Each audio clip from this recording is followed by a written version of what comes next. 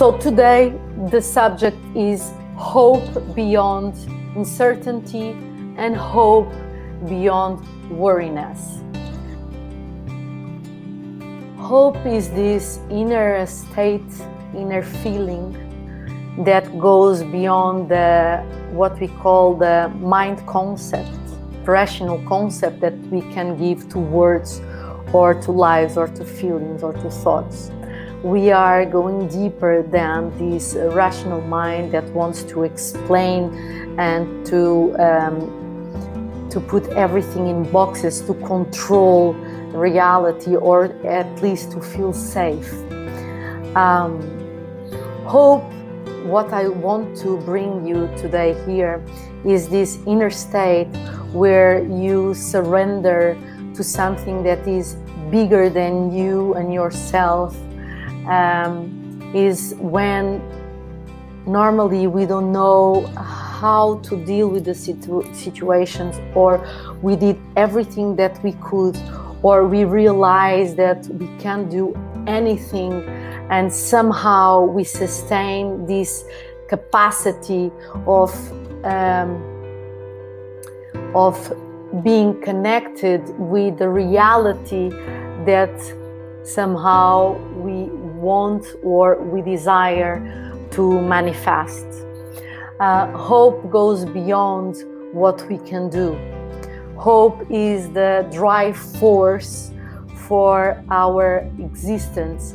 Is when, for example, in a strong war, everything sounds that everything goes wrong, and many things in a war goes wrong, that many people are losing their lives, but we somehow don't lose this vision, inner vision, how this can end in the best way. It's when we surrender ourselves for what we want to call, as a name for someone, is higher self, force of life, nature, any name that you give to God. Is when we just go to our knees and we open our arms to the unknown mystery of life, and we say, here I am praying, not in a religious way, but praying as an inner dialogue of, please help me, please tell me, because I don't know. And for example, when people have a strong illness or big addictions, I see many big addictions. In the case of big addictions, hope is when that person already is over with the games of the personality to try to manipulate so it gets what she wants, but understands that if she or he goes on like this, he will not make it, he will not have a life. He's a slave of that addiction. An addiction here can be toxic relations, food, TV, mobiles, drugs, alcohol, sleeping pills, everything that doesn't allow you to be free. Addiction even to suffering is a big addiction in our days. So hope is when we say, I give up. I give up, and we open to something that is bigger than us, to ask for help, to ask for guidance. When we reach the place of desperation, we are in one of the most precious moments of our existence. And why? Because if we break through this desperation, if we allow desperation to show us the other side, desperation is the perfect gate for surrendering ourselves to something that we know that we can't control. And we live our life in daily life wanting to control everything and everyone, everything in ourselves, everything in life, at the same time in how the others relate with you and behave. Hope is the arrow of the true humbleness towards to life itself. Is when we dive deep into trust, is when we let go what we think we know, is when we surrender our soul and we go to our knees and say, please, just help me. I want to invite you to work with this quality, that if we invite this quality to blossom and to be developed in our inner life, in our being, it will help us to deal with what?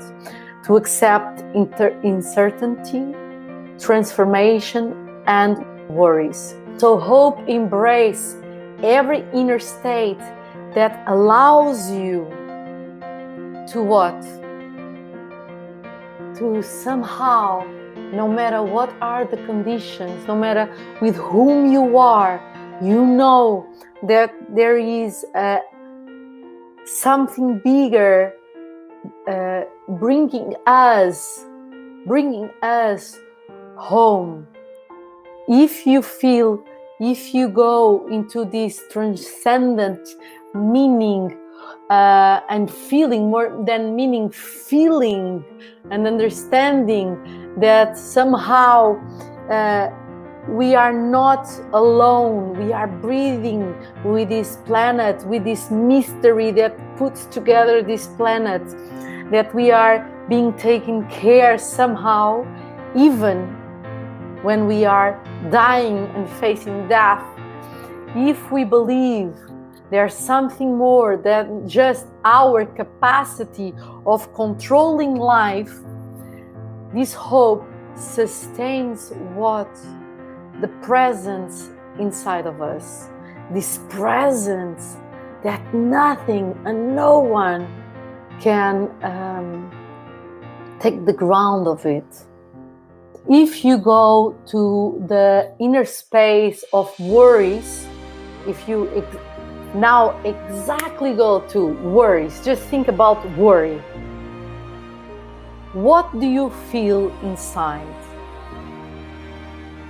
So when we go into this worry and in this uncertainty about future, what we are doing is we are taking ourselves from the present moment and projecting all these ideas, and normally very strong ideas of not being capable of coping with the situation.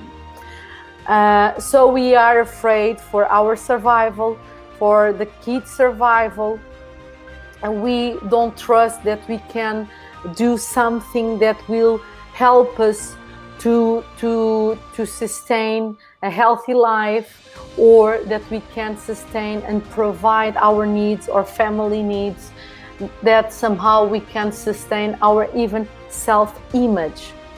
So through these fear-based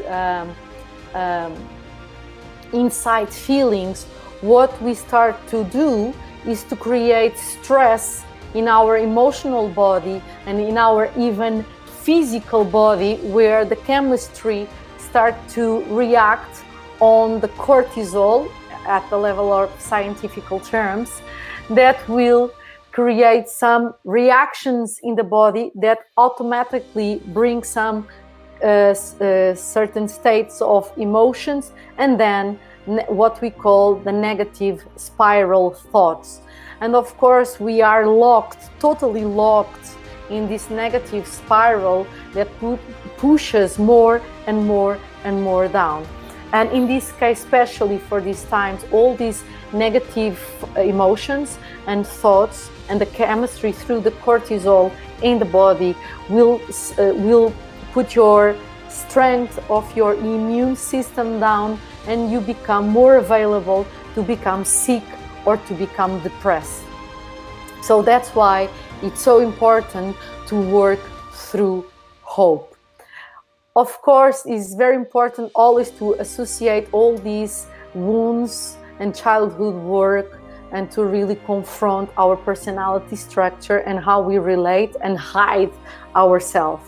But hope is a very simple work and very direct work that can help you to open the path of trust, the path of present moment, the path of deeper connection between you and existence, what we can call God, higher self, nature, where you, no matter what happens to you, you know that you are being held, you know that something bigger than you is here for you. Hope always opens the door for the impossible, and that's the beauty of hope. When something seems totally impossible, hope opens the door for the impossible. It's why we never surrender till the end, or in a very hard situation, or even if we surrender, we accept that we might die. We surrender with a peace state inside that allow us to stay totally present and melting the fear of that moment into absolute consciousness. And is what we really want to do, to become more conscious and present human beings, because it's from where true wisdom is, where true creativity appears.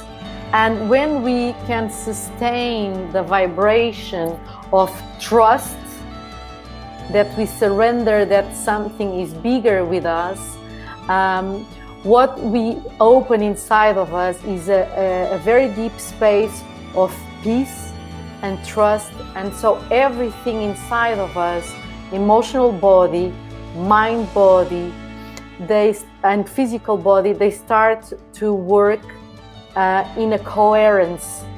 And in these modern studies of what we call the heart coherence in science, it means that the heart has an electromagnetic field that is much bigger and wider than the synapses in the brain.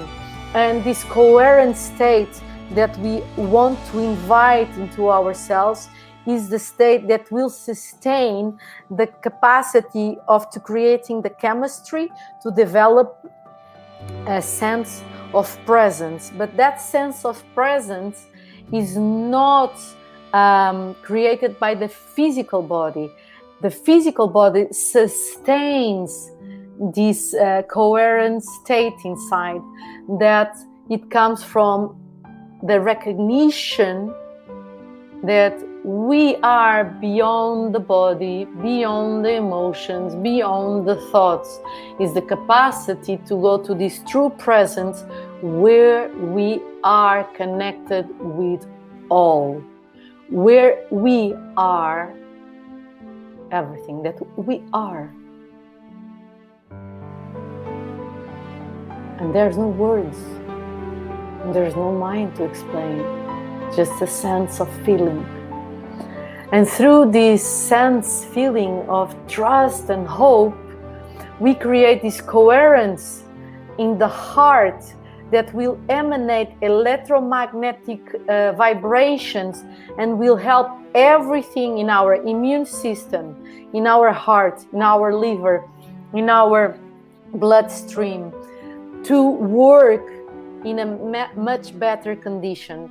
And that's why it's so important to help people to accede to these momentums of true coherence in our spirit, soul, emotions, and physical and mind.